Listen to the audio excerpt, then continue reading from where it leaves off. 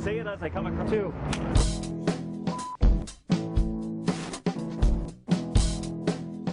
We've put together this detailed setup and use clinic to help you use the TRX properly, and we'll equip you with the top tips on using the TRX so that you can begin maximizing your workout results right now. The TRX Suspension Trainer can be used indoors and outside. Wherever you decide to use your TRX, you'll need to attach it to a secure anchor point that's strong enough to support your body weight. Suitable anchor points include doors, sturdy beams, weight racks, heavy bag mounts, railings, trees, or even fences. Fitness Anywhere also offers a complete range of anchoring accessories, including the door anchor, the X-mount, the multi-mount, and the suspension frame. Your TRX includes a yellow suspension anchor with a carabiner, a carabiner for the main body of the TRX, adjustable straps for lengthening and shortening the TRX, and club-grade handles with integrated foot cradles for ground-based training.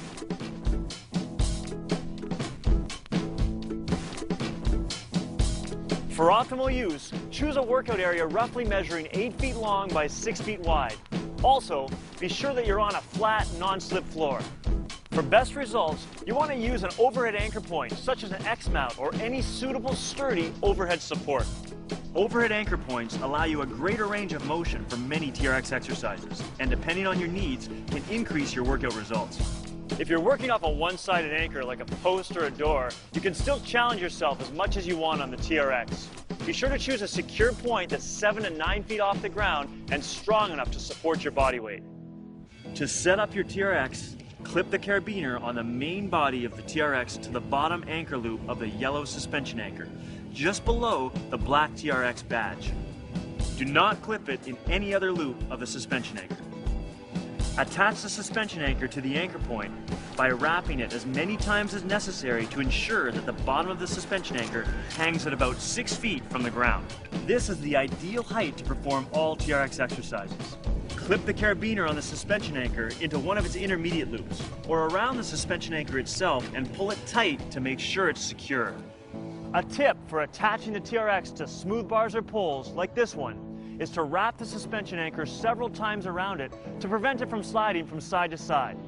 And no matter what, always remember to weight test your TRX before using it by pulling hard on it. A common option for home use and for training while traveling is the TRX door anchor.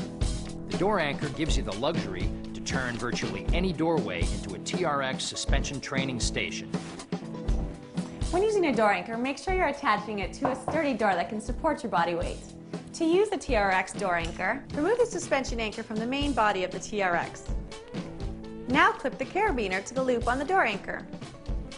If you're working out on a door that opens away from you, place the pillow over the center of the door and shut it tightly. You'll essentially be pulling the door shut as you work out. If you're working out on a door that opens towards you, slide your door anchor over to the corner of the opening above the hinges. This will keep the door from pulling open. If possible, lock the door.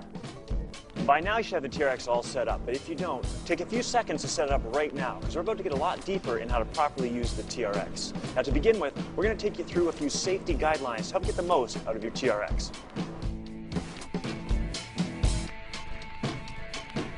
Before each use, always inspect your TRX.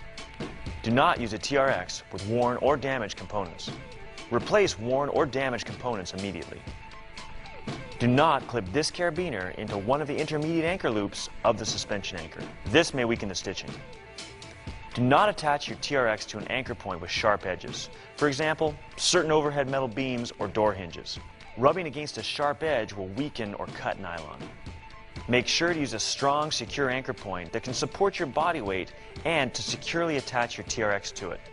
Weight test by pulling hard on your TRX. Make sure the exercise surface is flat and not slippery.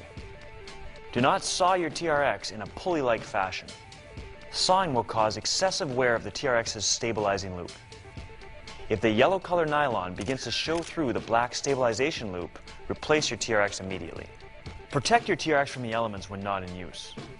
Prolonged exposure to sunlight, dampness, and extremes of heat and cold can weaken nylon and metal components.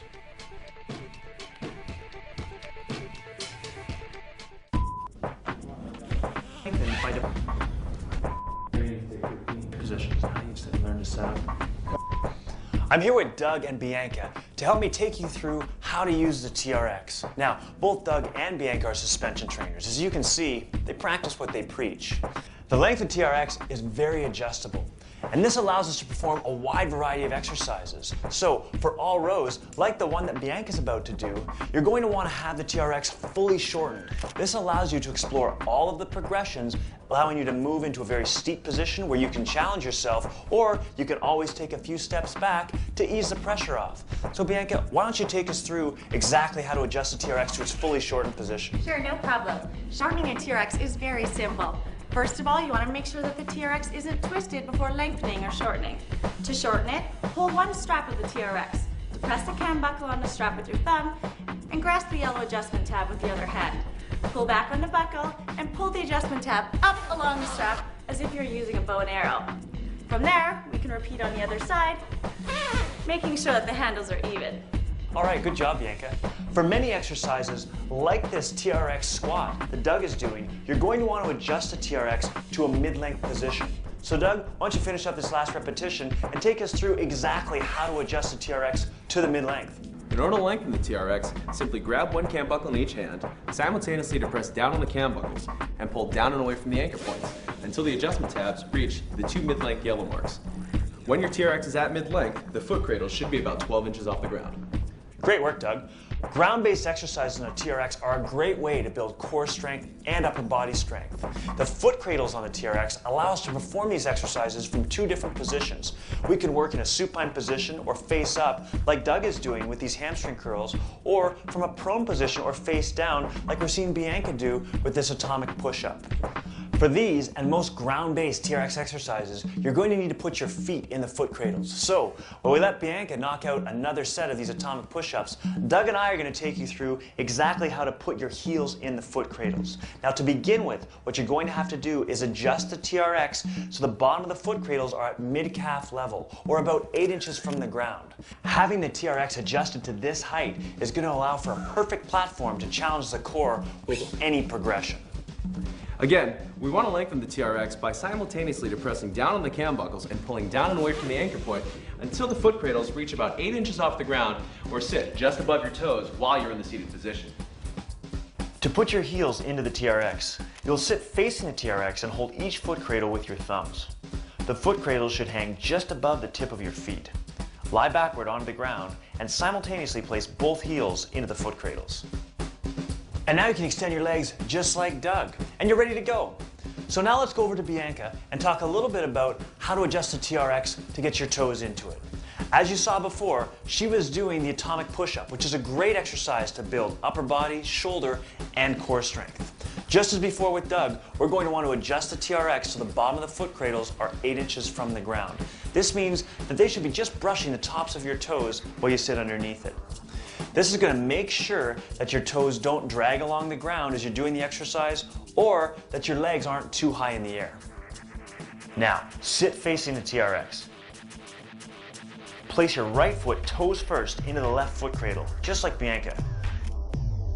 Cross your left foot over the right and place it into the right foot cradle. Roll over with your hands and knees on the floor, allowing your feet to rotate inside the foot cradles. All right, let's move back up and talk about how to fully lengthen the TRX. For all pressing exercises using the TRX, you're going to need to fully lengthen it, and that means that the bottom of the foot cradles will be 3 inches from the ground. So, for this TRX chest press, like the one that Bianca's about to do, you're going to need to adjust it fully.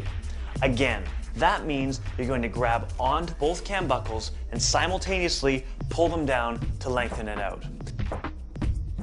From here, you can see that Bianca can explore a huge range of motion, meaning that she can keep exploring deeper and deeper angles and truly challenge herself.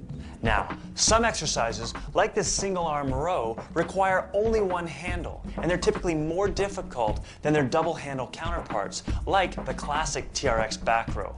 So, to do these exercises, we have a choice. We can either use both foot cradles in a single hand or a single handle. But using the single handle is much more comfortable and convenient. So Doug and I are going to work together to show you exactly how to configure the TRX into single handle mode. Hold one handle over top of the other and pass the bottom handle through the triangle-shaped webbing of the top handle.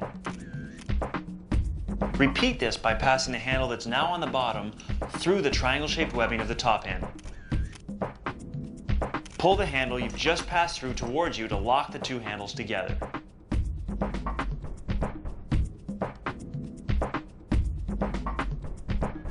When properly configured, the handles should look like this.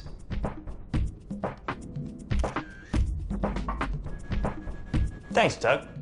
So your TRX is equipped with a locking loop. If you pull on one handle, the straps are locked. Some earlier versions of the TRX don't have a locking loop. If you use a TRX that doesn't belong to you, always make sure that the straps are locked before pulling on one handle. If the straps aren't locked, configure the TRX into single handle mode. One of the key benefits we stress with TRX suspension training is that you're in control. So for each of the hundreds of exercises that you can perform using the TRX, you have the ability to make them as easy or as hard as you want to. So now you've learned how to set up your TRX and adjust it for various positions. Here are a few fundamental suspension training tips that will help you change the intensity of your TRX exercises. Modifying your body angle is a cornerstone of suspension training. Changing the steepness of your body angle enables you to make exercises more or less challenging. You can instantly adjust the challenge you get from any exercise to suit your fitness level, which is not only comfortable within your workout, but it also helps you keep your heart rate and your metabolism up. So pick up your TRX at home and work along with Doug as he does the TRX chest press at a very shallow angle. First, I want you to make sure that TRX is fully lengthened by depressing both cam buckles and pull downward until it's completely lengthened. One main tip here is that in order to perform this exercise correctly and to prevent the TRX from rubbing against your shoulders or arms, you're going to need to take those hands and raise them up a little bit, and this will keep the TRX off of your arms. You can see looking at Doug, he's got great alignment in this exercise. His ears are lined up with his shoulders and his hips, and he's getting great work through his shoulders, chest, and his core. Especially, he's getting a little bit of destabilization through these straps, and that's really turning on his core. Now we'll take it to a steeper angle in the same exercise by moving the feet backward towards the anchor point. And you can immediately see and feel at home that this is much more difficult through his shoulders, chest, and his core. Nice work, Doug. The same is true with the TRX back row. And again, for that back row, we're going to want to adjust the TRX so it's fully shortened. We'll do it one strap at a time. So by depressing the yellow tab and pulling all the way up, again, just like that bow and arrow, you're going to get it in the right position. You can see, working at this shallow angle, that Bianca's getting great results here through her back, her shoulders, and her core is activating hard to keep that position. Notice when she steps toward the anchor point, that angle gets much, much steeper and immediately requires a lot more effort from the shoulders and back. Her core is engaged and her hips and shoulders and ears are aligned at all times, just like we were with that shallower position. And most importantly, she's keeping constant tension here at the anchor point, and that's super key. The TRX straps should never go slack during any of the exercises, so it's very important to keep tension on the TRX at all times. If you're not, you'll see slack develop in the TRX just like here. That's not optimizing your workout, and you're going to want to either take a step steeper or move slower to make sure you keep constant tension the entire time. The other important thing when using the TRX is you keep even tension through the handles, and that's going to stop you from creating any sort of sawing action through the TRX and making sure, again, you're getting the best exercise and reducing the wear on your TRX. Now, the next thing we need to go through is offsetting your feet, which can also provide increased stability and acts as a self-spot mechanism to distribute some of the effort that's involved in the movement. Still, keeping constant tension on the TRX and keeping a good pace. Here, Bianca is giving herself a greater support by having that foot back, and that's what makes the TRX so great. An instant adjustment in the body positioning allows you to keep going and challenge yourself throughout the entire workout. Again, great work, Bianca. Now, let's go back to Doug on the TRX chest press to show how to make an exercise easier or harder by adjusting your base of support from wide to narrow. Exercises with a wide base of support are easy to perform. All right, our TRX is fully lengthened, and we'll start with a shallow angle for that TRX chest press and a wide base of support. You should be feeling a good amount of work already here in the shoulders, chest, and in the core. The body's very stable because of this wide base of support. Putting your feet closer together makes the exercise much more difficult, and it's on the entire body. Because you're decreasing that base of support, making the exercise more difficult, more muscles are working and firing to help you maintain balance in your core. Taking it even further, what we can do is take one leg and lift it up off the ground, putting it out to the side. And there you are. Now you've decreased your base support to an absolute minimum, and the impact of the body is massive. The entire movement has become much more difficult because of this extra rotational force. The shoulders, arms, chest, back, core, and even the legs are firing, and you're really challenging your whole body with this exercise because you destabilized it to nearly a maximum. Just like movements from standing positions, ground-based exercises can also be made easier or harder by changing your start position. So let's bring it back to Doug and down to the ground, and we're going to shorten the TRX so the bottom of those foot cradles are at mid-calf level. And this is about 8 inches from the ground. So let's sit facing the TRX and hold each foot cradle with your thumb. I want you to lie backwards onto the ground and simultaneously put both heels into the foot cradles. Let's start out with our feet directly under the anchor point. So Doug, come towards me just a little bit. From here, what we can do is raise our hips up slightly and pressing our heels into the foot cradles, lifting the pelvis. Now, pull the heels in for the TRX hamstring curl. From here, we're getting some great work in the hamstrings, lower back, and the core. But you can make most floor exercises harder by positioning the body further away from the anchor point before starting the exercise. Let's sit up and move back about 6 inches beyond the anchor point and start that exercise again. This time, when we raise the hips up slightly off the ground with our heels in the foot cradles and lifting that pelvis, immediately, even before we start the exercise, we can feel the challenge is increased, and I think Doug would probably agree.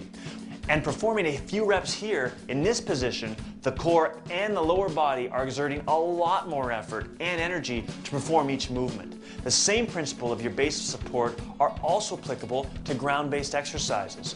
Moving back to the initial position, Doug can perform the TRX hamstring curl, but this time with a wide base of support. He's going to put his arms out as wide as he can, pressing into the ground, and this is going to help stabilize his body.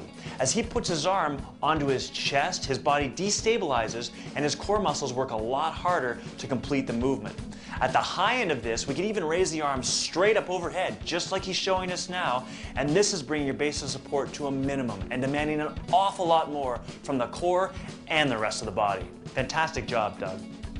Another way to make ground-based exercises easier or harder involves raising or lowering your center of gravity. Again, for exercises on the ground, we'll need to lengthen the TRX to 8 inches from the ground. Now sit down, facing the TRX, and place your right foot toes first into the left foot cradle, just like Bianca's done here. Cross your left foot over the right and place it into the right foot cradle. Roll over to the right, allowing your feet to rotate inside the foot cradles. We'll start off with a simple side plank on our elbows. The core, chest, back, and legs are firing and engaged. Floor plank exercises are much easier when supported by your forearms. Let's make the plank a bit more difficult by coming up onto our hands. This position is much more demanding and requires more effort to stabilize, which stokes the core and the rest of the body. At the very high end of the movement, let's go up to one hand and stabilize the plank from there. This movement is at the top of the food chain of performance, and the base support is minimal. This means that the core and the body are giving all they have to stabilize the movement. Brilliant job, Bianca. By now you should have your TRX all set up and feel a lot more comfortable about using it. So no matter where you are, get ready to have a blast with your TRX, and we'll see you for the real-time workout.